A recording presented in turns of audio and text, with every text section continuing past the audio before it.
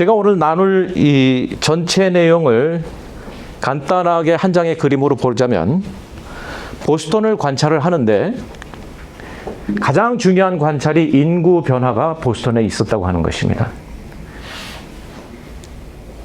그 인구 변화의 주체가 이민자였다는 것이죠. 그 이민자를 대상으로 가톨릭 교회와 복음주의 교회가 동시대에 같이 접근을 해서 사역을 시도합니다. 그런데 가톨릭 교회가 아닌 복음주의 교회가 노력을 기울인 그 부분에서부터 부흥의 열매가 있었다고 하는 것이 오늘 제가 발표할 내용의 골자입니다. 도대체 가톨릭 교회와 우리 개신교, 그러나 개신교 중에서도 특히 복음주의 교회, 가톨릭 교회와 복음주의 교회가 뭘 어떻게 서로 다르게 했길래 가톨릭 교회의 그 노력에는 결실이 없었고 복음주의가 드렸던 그 노력에는 하나님께서 부흥을 보게 하셨는가 하는 것을 우리가 살펴봐야 하겠습니다. 자, 그런데 그런 부흥이 있었다고 하는 사실 자체를 우리가 몰랐습니다. 언제까지 몰랐느냐면은 2016년 정도 돼서야 확실하게 알았습니다. 1988년이 되어서 있을 수도 있어 하다가 2016년경이 돼서야 확실하게 알 수가 있었습니다. 자, 2016년, 1998년, 이게 어디까지 거슬러 올라가는 얘기일까요? 1969년까지 올라가는 얘기입니다. 그래서 저는 오늘 여러분들과 50년이 넘는 기간 안에 있었던 이야기를 나누는 것이죠. 첫 번째로 보스턴에 대해서 살펴보겠습니다.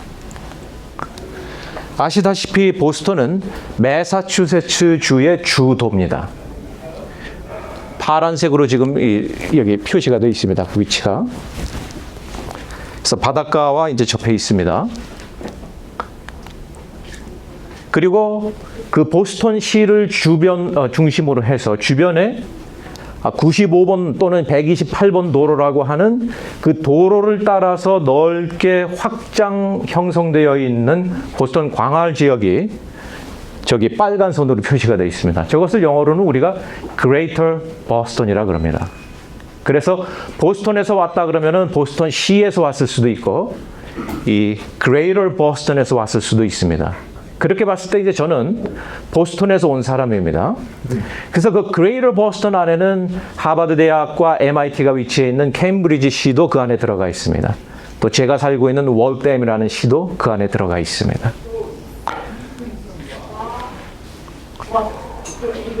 보스턴에서 남쪽으로 내려가면은 아주 중요한 한 지점이 있는데 그것이 플리머스라고 합니다. 400년도 더 전에 영국에서부터 청교도들이 건너와서 처음으로 발을 디딘 그 장소가 플리머스입니다. 다시 말해서 우리가 매사추세츠, 그 다음에 보스턴을 얘기할 때는 미국의 청교도 신앙의 뿌리를 얘기하지 않을 수가 없는 것입니다.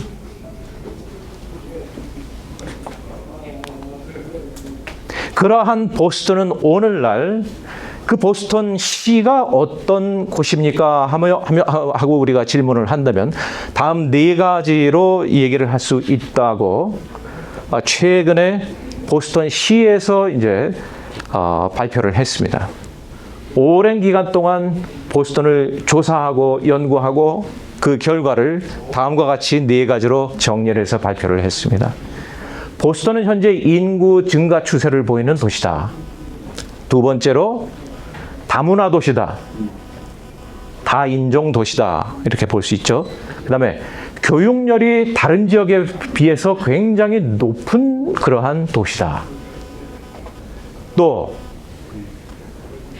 나이층이, 연령층이 낮아지고 있는, 젊어지고 있는 도시다.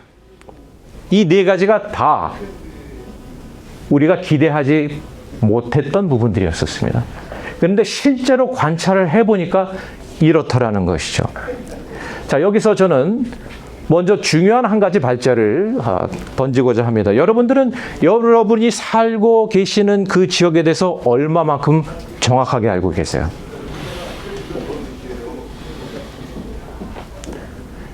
미국에서 오신 분들 한번 손 들어 보시죠. 대부분이 미국에 계시네요. 대부분 이 도심지에서 살고 계시죠? 예. 그러면 잠시 한번 생각을 해 보십시오. 여러분들이 살고 계시는 그 도심지는 어떤 곳입니까? 인구가 늘고 있습니까? 줄고 있습니까? 또 어느 문화권의 사람들이 모여서 살고 있으며 그들의 가정에서는 어떠한 언어가 통용되고 있습니까? 각 가정별로 그 소득별로 따져서 볼 수도 있겠지만 그 교육의 열이 어느 정도에 미치는지 대충 짐작이 가세요?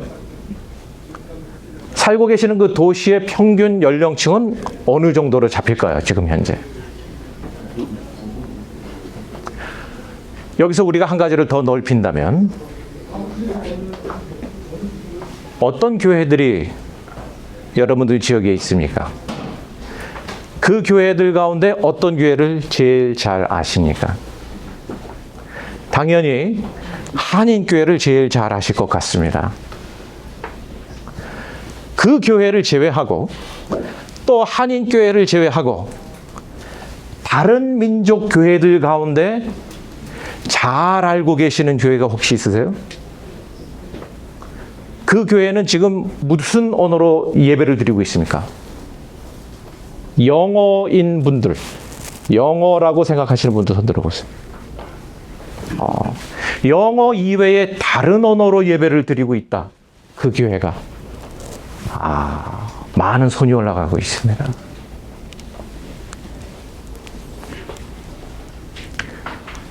보스턴 시가 자기 스스로를 연구한 다음에 놀랐어요. 우리가 이랬다고?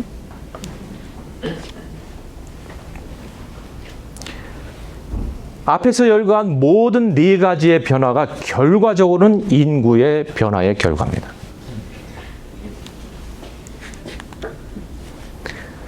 (1900년대) 56만 명 정도의 수준으로 시작한 그 인구가 보스턴 시를 얘기합니다. City of Boston.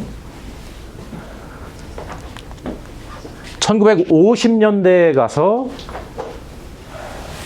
그 인구 증가가 절정에 달합니다. 그래서 보스턴에 가장 많은 사람이 살았던 시절이 1950년대인데 그 당시에 80만 명 가까이 살았습니다.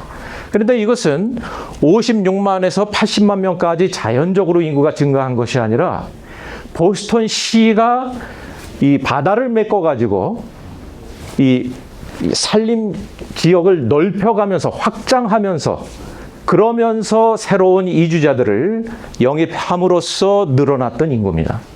그러니까 자연 인구 성장이 아니었었죠.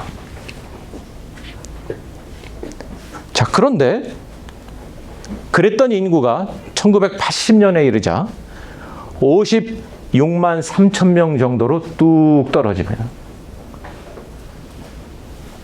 바다를 메꿔서 이미 그 개간한 땅이 그대로 있고 그때 지었던 집들이 그대로 있는데 인구가 갑자기 이렇게 30만 명 가까이가 줄어들었습니다. 왜 그랬을까요?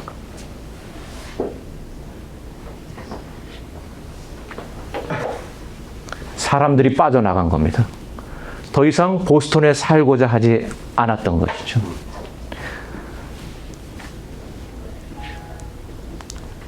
그런데 그 이후로 다시 인구가 늘기 시작해서 지금 현재 67만, 저것은 이제 그 예상 수치였었고 지금 실제로는 65만 명 정도가 보스턴 시에 살고 있습니다.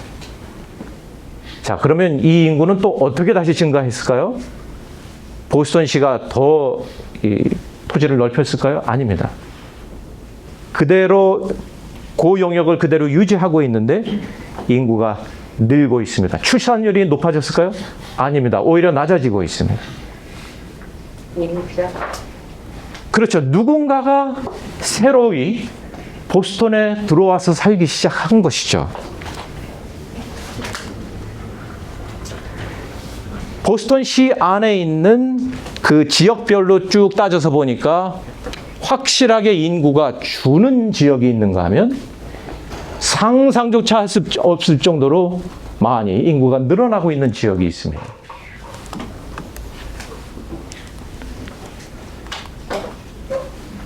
이민자가 열쇠입니다. 인구가 늘어나고 있는 그 시기, 1980년 이후서부터 지금 현재에 이르기까지 인종별 그 분포도를 그려서 여기에다가 매치를 시켜보면 이런 결과가 드러납니다. 이 노란색의 인구가 계속 줄어들고 있는 것입니다. 1970년 그때 시작해서 지금 현재 이르기까지 이 노란색의 인구는 한때는 80% 가까이, 보스턴시의 80% 가까이를 차지했던 인구예요. 근데 이 그룹이 지금 현재는 44.7%, 절반도 되지 않습니다. 이게 누굴까요? 백인들입니다. 이 백인들이 도시를 빠져나가기 시작한 것은 이때가 아니라 1950년대 그때서부터 빠져나가기 시작해서 계속 빠져나갔고 지금 현재도 빠져나가고 있습니다. 자, 이것을 우리가 사회학적으로는 white flight라 그럽니다. 백인들이 도시에서 도망가는 것. 그래서 도시를 빠져나간 백인들은 어디에 가서 정착을 합니까? suburban. 네. suburban. 도시 외곽 지역으로 나가면 집들이 더 좋고 학군도 좋고 그렇지 않습니까? 자, 그렇게 백인들이 빠져나가고 있는 동안에 그 자리를 그대로 유지해가고 있는 사람들이 있는데 흑인들입니다. 사실은 흑인들은 60년대서부터 시작해서 70년대까지, 80년대까지 그 인구가 늘어났고 그 이후로 계속 자리를 지키고 있습니다. 60년대, 70년대는 무슨 운동이 미국에서 불었던 시절입니까? 그렇죠. 시민 인권 운동. 그 결과로 많은 흑인들이 도시로 유입이 되죠. 아울러서 저기 이게 녹색이 지금 계속 늘어나고 있는데 보세요. 히스패닉, 라티노. 남미 출신들이에요. 워싱턴 지역에는 어떤 남미 국가들 출신 이민자들이 와서 살고 계시는지 모르겠는데 보스턴 지역의 남미인들은 전부 다가 중미 출신입니다. 푸에르토리코, 엘살바도르, 그 다음에 온두라스, 도미니칸 리퍼블릭 이런 지역 출신들입니다. 대부분이 정치적인 이유로 미국으로 피난을 오지 않고서는 살 수 없었던 사람들입니다. 회색, 아시아계 이민자들도 조금씩 늘어나서 70년대에 2.6%였던 것이 지금 현재는 10% 가까이 됩니다. 그리고 이제 other race, 이제 다른 그 민족들이 또 제일 꼭대기에 층을 형성을 하고 있습니다. 자, 그렇게 봤을 때 우리가 앞에서 봤던 그래프에서 지금 보스턴의 인구 증가 추세를 야기시키는 이 주 요인은 이민자들인데 이 이민자들의 증가 숫자는 백인들이 지속적으로 빠져나가는 것을 커버하고도 넘어서서 지금 전체적인 인구의 상승세를 유도하고 있습니다.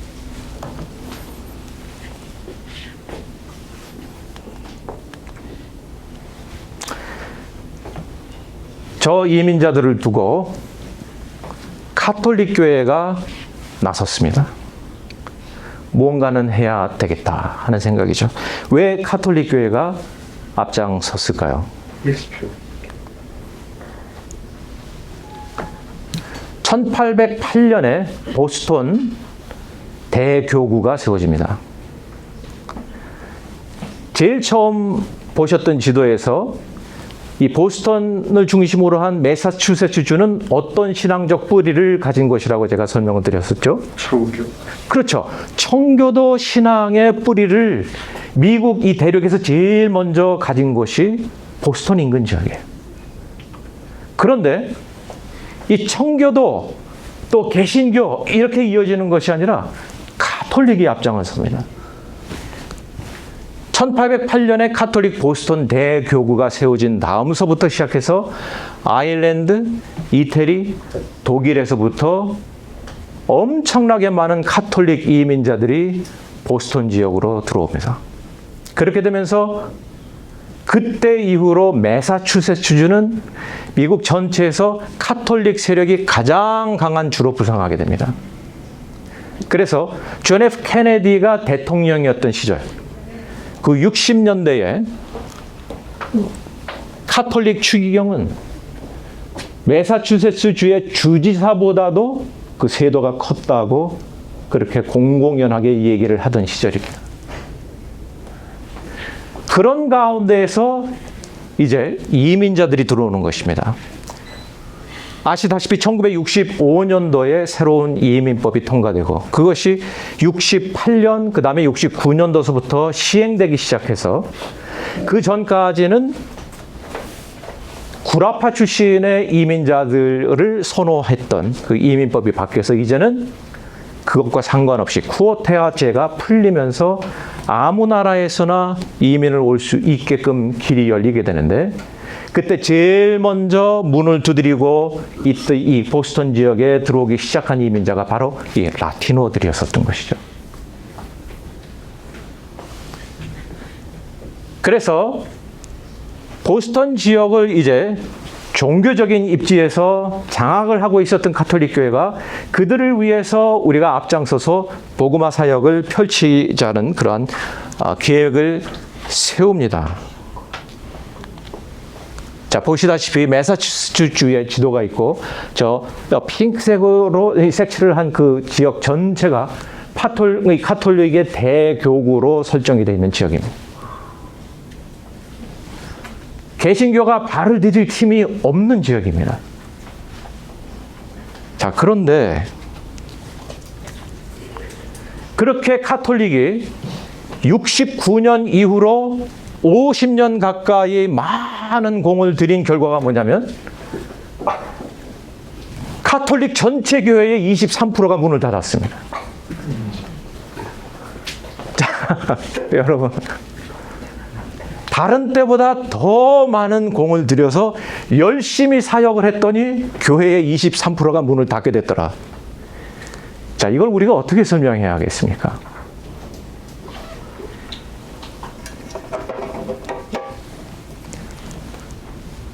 몇 가지 예를 제가 들어드리겠습니다. 가톨릭 교회가 어떻게 했는지. 자, 남미권 이민자가 이민을 와서 예배를 우선 드린다고 생각을 해보세요. 가톨릭 교회로 초청을 받았습니다. 그래서 이제 예배를 드려야 합니다. 그러면 그들은 지금 무슨 언어를 구사하고 있습니까? 스페인어를 구사하고 있고, 자마이카 출신이면 영어를 구사하지만, 또 IT 출신이면 불어를 구사하고, 그러나 나머지 사람들은 스페인어를 구사하죠. 아무도 그 미사를 알아들을 수가 없습니다. 자, 그러면은 가톨릭 교회에서 이 문제를 해결하기 위해서 어떤 계획을 수렴하느냐? 그 당시에 보스턴 지역에서 활동하고 있었던 사제들에게 스페인어를 가르치기 시작합니다.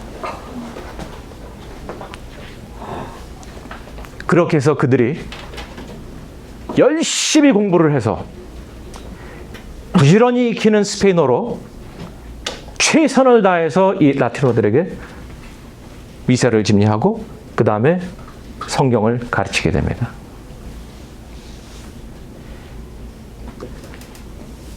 그런데 한 번, 두 번 나와보고는 그 다음에 라티노들이 더 이상 나오지를 않습니다. 무엇이 문제냐 물었더니 도저히 저 말씀하시는 사제분의 발음을 우리가 알아들을 수가 없습니다. 그래서 이제 두 번째 다른 조치를 취합니다. 중남미권의 선교사로 나가 있었던 사람들을 이제 보스턴 교구 사람과 바꿔가지고 여기서 언어를 배우고 있었던 사람들을 이제 현지로 내보내고 현지에서 이미 언어를 습득을 한 사람들을 데려와서 이제 새로 교구를 만들어서 맡깁니다.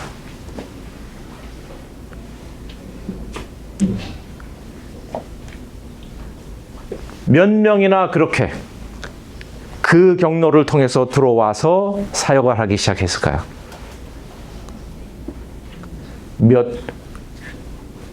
다섯 손가락 안에 들 정도 외에 이 유창하게 스페인어를 구사할 수 있는 이 사제들을 섭외하지를 못했던 거예요. 그래서 이 이민자는 계속 늘어나는데 준비되어 있는 사제가 없는 것입니다. 자, 여러분, 카톨릭에서 사제가 되려면 얼마나 많은 기간이 소요되는지 아세요? 그리고 그들이 설정해 놓은 그 크라이테리어를 충족시키지 못하면 절대로 사제가 될 수 없습니다. 한편으로 참 좋은 면들이 있기는 합니다. 자, 그런데 지금 기하급수적으로 늘어나고 있는 이 라티노들에게 사역을 해야 하는 현장을 맡을 수 있는 사람이 턱없이 계속 부족한 것입니다. 자, 그러다가 한 가지 큰 사태가 터집니다.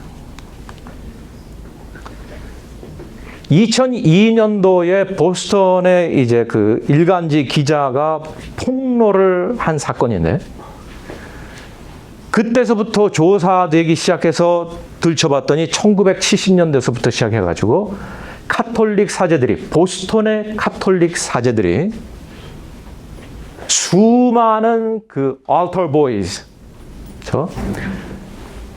남자아이들을 상대로 성학대 사건이 계속 있었던 것인데, 보스턴 글로브에서 이것을 폭로하기 전까지는 교회 안에서 자체적으로 이것을 계속 징계하면서 넘어가면서 덮기를 계속했던 거예요. 근데 이를 당했던 당사자는 알죠. 그 친척들도 알죠. 그리고 그 소문은 계속 불어나죠. 그런 가운데에서 이민자들이 카톨릭 사제들을 신뢰할 수 없게 됩니다.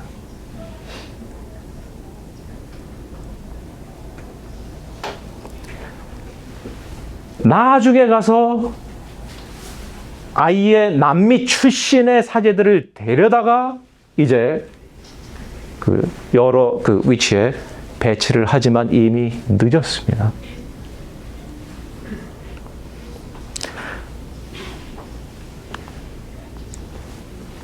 자, 복음주의계는 무엇을 했을까요?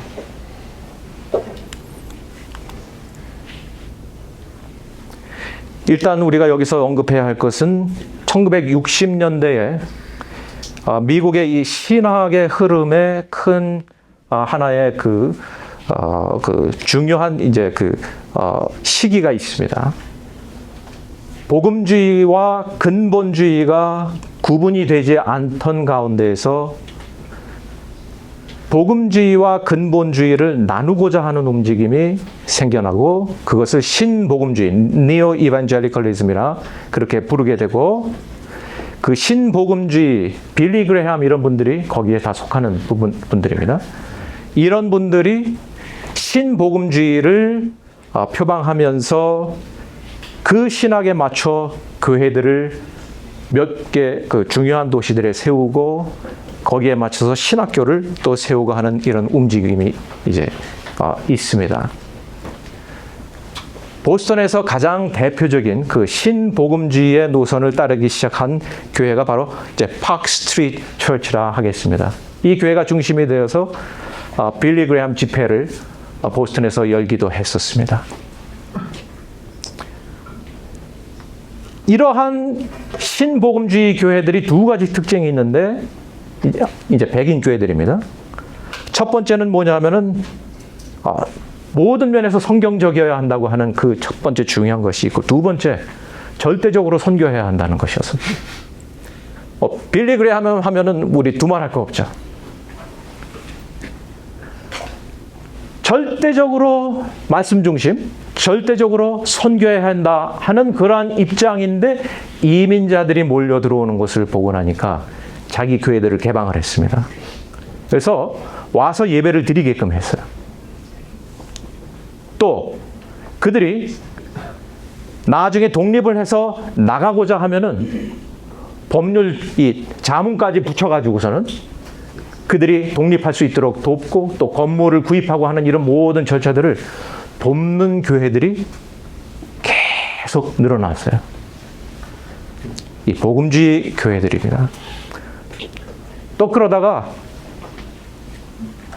아예 이민자 숫자가 더 많이 늘어나면은, 본교회 교인들보다 더 많아지면은 아예 자기 그 본당을 그들에게 뭐 일부를 받고 넘기는 뭐 이런 그 사례들도 종종 일어나곤 하죠. 자, 교회들이 그렇게 앞장서서 뛰어들었습니다. 그러면서 이 신복음주의적 신학교를 이 지역에 세워서 새로운 목회자들을 양성해야 되겠다 해서 고든 코넬 신학대학원이라고 하는 곳을 세웠습니다. 자, 그런데 이 고든 코넬은 이미 19세기에 고든과 코넬이라고 하는 각각 별개의 학교였던 두 신학교가 빌리 그레이엄의 중재에 의해서 1969년에 합병이 된 것인데, 그 합병된 그 신학교의 위치를 어디에 정할 것이냐 했을 때에, 자, 이것이 1969년도에 고든 코넬 신학대학원이 세워지는 그 시기입니다. 이때가 언제죠? 한참 백인들이 도시를 빠져나가고 있을 때죠. 자, 그때 고든 코넬이 세워지면서 그 캠퍼스를 어디에 잡느냐 하면 저 위에 빨간 점에다 잡습니다. 자, 이 두 학교가 합병하기 전에 그 고든이라고 하는 신학교가 원래 어디 있었냐면 보스턴에 있었습니다. 그런데 고든과 코넬이 합해지고 나서 새로 이제 확장된 캠퍼스를 마련해야 하는데 저 북쪽에 올라가서 외곽에다가 자리를 잡습니다. 저기 가서 공부를 하고 목회자가 될 사람들은 누굴까요? 도시를 떠나서 이 외곽에 살면서 상대적으로 사회적으로 안정권 생활을 하고 있는 백인들이에요. 결국은 복음주의 교회들이 새로운 목회자를 양성하기 위해서 학교를 세운다고 하면서 자리를 잡는 것이 결과적으로는 그 당시에 백인들이 도시를 떠났던 그 추세와 하나가 되어서 저 북쪽에다가 학교를 세웠다는 것입니다. 그때 양심에 걸렸든지 빌리 그레이엄 목사님과 아켄가 초대 총장과 이런 분들이 다음과 같은 글귀를 남깁니다. 그런데 하나님이 허락하시면 언젠가는 우리가 보스턴에 다시 보스턴에서도 신학교육을 받을 수 있는 자리를 마련하겠다. 그렇게 선언문을 남겨놓고 이사를 나갑니다. 보스턴을 떠납니다. 그런데 그것을 누가 기억을 하고 있었느냐면 교회도 아니고 고든 코넬 신학대학원 자신도 아니고, 제가 그 신학대학원의 교수입니다. 파라처치 기관에서 그거를 기억을 하고 있었어요. 자, 그 파라처치가 누구였느냐 하면 이메뉴얼 가스펠 센터라고 하는 것이에요. 이메뉴얼 가스펠 센터는 1938년도에 보스턴에 있는 그 빈민자들을 구제하기 위해서 세워진 그 미션 센터였었어요. 그런데 이 주말이 돼가지고서 급식 사역을 하면은 빈민자들이 와가지고 밥을 타가는데 그 빈민층이 이제 점점 누가 되는 거죠? 60년대, 70년대를 지나면서 이민자들이 이제 자꾸 나오는 거예요. 그러니까 이 임마누엘 가스퍼 센터가 보니까 이 도시가 바뀌고 있구나. 그러면 이 사람들을 상대로 누군가 사역을 해야 되는데 이제 카톨릭이 어떻게 하고 있는지는 여러분들이 다 이미 들으셨고, 그러면은 교회가 와가지고서는 무슨 사역을 하기는 해야 되겠는데 뭘 하겠습니까? 하고 물었더니 그러면은 백인 신학생들이 3년 신학 공부하는 동안에 한 학기를 보스턴에 와가지고서는 현장 실습 교육을 하면서 거기에서 그 사람들을 상대로 3개월 사역을 하고 다시 돌아가면 되지 않겠느냐. 자, 아까 백 목사님이 단기 선교와 장기 선교의 차이에 대해서 그 강의를 하셨어요. 백인 교회가 계속 단기 선교적인 그 관점에서 이 사태를 지금 보고 있는 거예요. 임마누엘 가스퍼 센터가 지동을 걸었어요. 안 됩니다.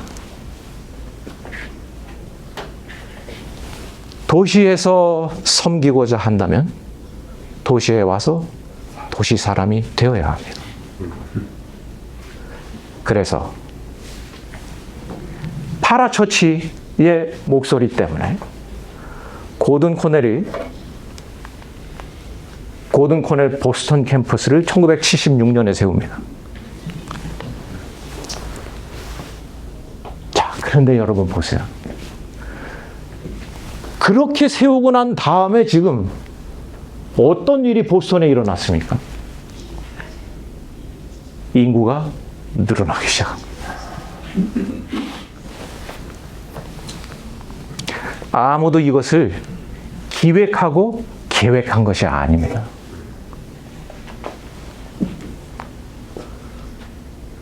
그리고 이 고든 코넬 보스턴 캠퍼스는 이 이민자들을 섬기는 사역자들을 그때서부터 양성해내기 시작하는데,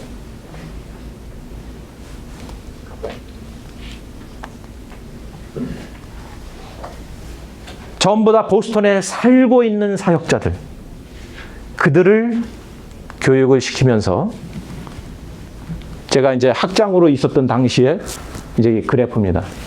이 학으로 보면은 제일 많은 게 이 흑인, 미국계 흑인 23%, 그 다음에 브라질 출신 포르투갈어를 쓰는 사람들이 17%, 우리 제가 데리고 있던 학생들이에요. 그 다음에 스페인어를 쓰는 히스패닉이 12%, 이 아시아권 학생들, 중국어, 필리핀어 뭐 다 해가지고 13%, 백인이 16%, 불어를 쓰는 IT 출신 학생들이 8.5%, 아프리카에서 온 나이지리아, 케냐 이런 출신 학생들이 4.8%, 이렇게 해서 다수라고 하는 그룹이 존재하지 않는 신학교가 탄생을 했습니다. 그리고 지금 이 분포도는 보스턴이라는 그 도시의 인구 분포와 딱 맞물려 가고 있습니다. 결과적으로 부흥이 일어나는데 이것이 교회 숫자예요.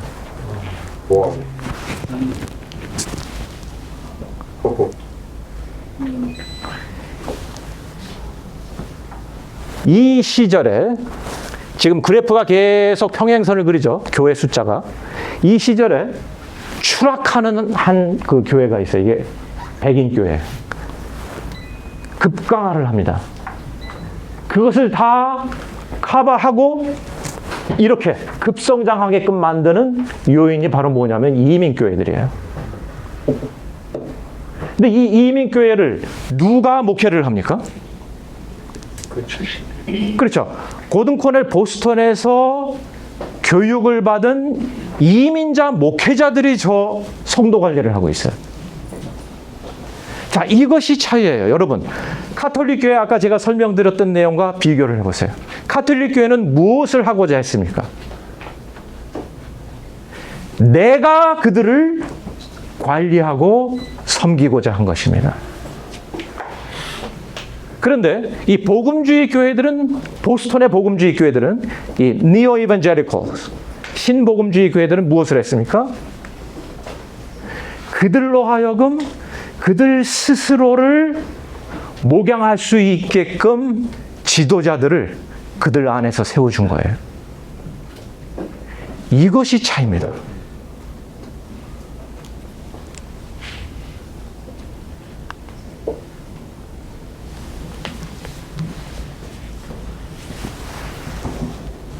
이 보스턴 안에 지금 현재, 그러니까 보스턴 그 시를 얘기하는 거죠. 그러니까 작은 지역입니다. 굉장히 작은 지역이에요. 그러니까 이 직경으로 따져서 이게 지금 한 7마일 정도밖에 안 되는 작은 지역을 지금 얘기하고 있는 거예요. 그 안에 지금 현재 600개의 교회가 있습니다. 그 중에 400개의 교회가 그 목회자, 교육자들을 전부 다 고든 코넬 보스턴에 의탁해서 교육을 시키고 있어요. 나머지 200개는 가톨릭, 그 다음에 자유주의 개신교, 또 왜냐하면 이 보스턴이라는 지역 안에 하버드 신학대학원도 있죠. 보스턴 대학 신학대학원도 있죠. 신학교가 기라성 같은 신학교가 12개가 보스턴 지역 안에 있어요. 그런데 거기 출신들이 목회하는 교회가 한 200여 개 되고, 카톨릭 다 포함해서 고든 코넬 보스턴 출신의 목회자들이 목회하는 교회가 한 400개가 되는 것입니다.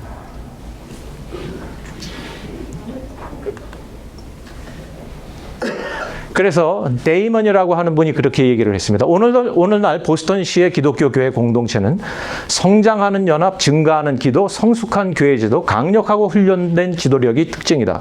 그리고 조용한 부흥 기간에 탄생한 교회의 영적 활력이 확산되어 지역과 전 세계의 교회 및 사회사역 발전에 불을 붙였다. 이와 같은 특성이 곧 부흥의 유효한 증거다. 자, 이분이 뭐라고 얘기를 했습니까? 교회가 늘어난 것, 그것도 지금 대단한 것입니다. 근데 그것을 부흥의 그 특징으로 삼지 않고 뭐라고 그랬습니까? 이때 이 기간 안에 세워졌던 교회들이 전부 다 건강하다는 것입니다.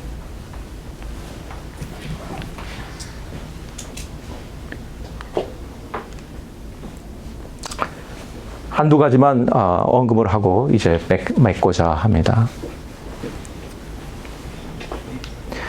이 조용한 부흥, quiet revival이라고 하는 그 현상을 몇 년 전에 발견을 하면서 카톨릭 신학자가 그렇게 정의를 했습니다. 왜 카톨릭은 실패하고 이 복음주의 개신교는 성공했는가? 이민자를 주체로 해서, 내가 주체가 아니라 이민자를 주체로 해서 그들 스스로가 부흥의 주역이 되게끔 신학교와 파라처치와 교회가 합작품을 만들어냈다고 하는 것입니다. 그런데 거기에 한 가지가 더 들어가는데, 이 이민자들이 뒤로 하고 떠나왔던 그 모국에서 이 복음주의 교회에서 파송한 선교사들이 활발하게 활동을 하고 있어서 보스턴에 와서 복음을 받고 그 다음에 본국에 있는 식구들과 연락을 해보니 매칭을 할 수 있는 경우들이 계속 나타났다는 것이죠. 아, 이 교회에서 세운 교회, 그게 우리 동네에 있었다고? 뭐 이런 일들이 이제 일어나는 거예요. 자, 그래서 이것을 한마디로 얘기했을 때 복음주의 개신교도들은 복음적 환경이라고 하는 것을 만들어냈다. 우리는 그들을 우리가 사역해야 하는 대상으로만 보고 있었던 그 같은 기간 동안에 복음주의 교회는 그 이민자들이 스스로 활개를 치면서 일어날 수 있게끔 환경을 만들어 주었다는 것이었습니다. 자, 이거 우리가 하는 얘기가 아니고요. 카톨릭 신학자가 이것을 들여다보고서는 기고를 한 논문의 내용이에요. 자, 그런데 그 교회들이 어떻게 건강했을까? 보스턴 캠퍼스가 세워지면서 가장 중요하게 우리가 여겼던 것이 예레미야 29장 7절 말씀을 바탕으로 하는 소위 보스턴 캠퍼스에서 예레미야 패러다임이라고 부르고 있는 내용입니다. 너희는 내가 사로잡혀 가게 한 그 성읍의 평안을 구하고 그를 위하여 여호와께 기도하라. 이는 그 성읍이 평안함으로 너희도 평안할 것임이라. 이것을 더 이상 설명할 필요가 없이 여러분들 다 알고 계십니다. 도시 사역하는 분들은 이거 다 인용하세요. 근데 중요한 것은 이걸 가지고, 이 말씀을 가지고 내가 사역하는 것이 아니라 그 이민자들이 이 말씀을 가지고 이 땅에서 살아가게끔 가르친다는 것입니다.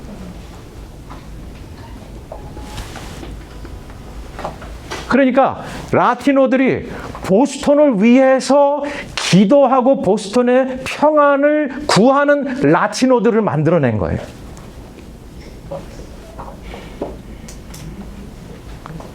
다시 한번 말씀드리지만 이민자로 하여금 주체가 되게 하는 것, 내가 주체가 아닌 그들로 하여금 주체가 되게 하는 것, 이것이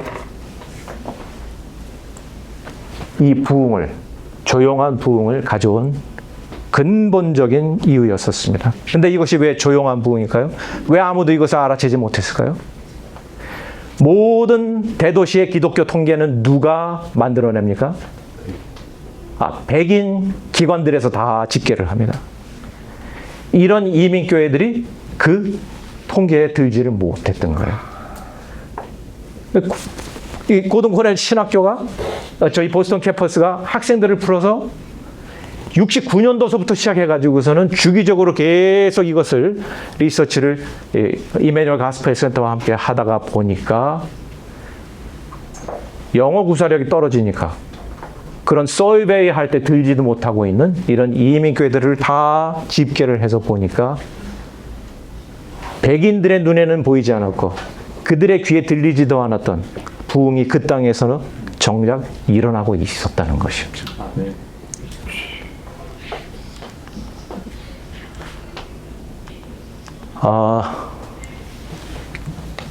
여전히 다른 이유들이 우리로 하여금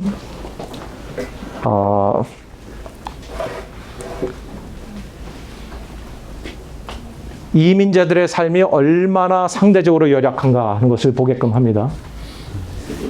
보스턴 지역에서 평균적으로 가구당 한 세대가 다음 세대에게 물려줄 수 있는 재산, 순수 재산의 수치를 바그래프로 표시를 했고, 그 다음 카리비아 출신, 푸에르토코 출신, 도미니카 출신 다른 스페닉들 이렇게 쭉 표를 했어요. 미국은 백인 가정은 보통 25만 불이에요. 평균. 히스패닉들이 3,000불이에요. 부모가 자녀에게 물려줄 수 있는 재산이. 흑인은 700불이에요. 자, 이러한 문제들이 여전히 말씀의 증거라고 하는 것 이외에도 다른 차원의 사역들에 우리가 눈을 돌리지 않을 수 없게끔 하고 있습니다. 그러나 이 모든 것을 떠나서 가장 중요한 것, 그들로 하여금 주체가 되게 하는 것. 감사합니다.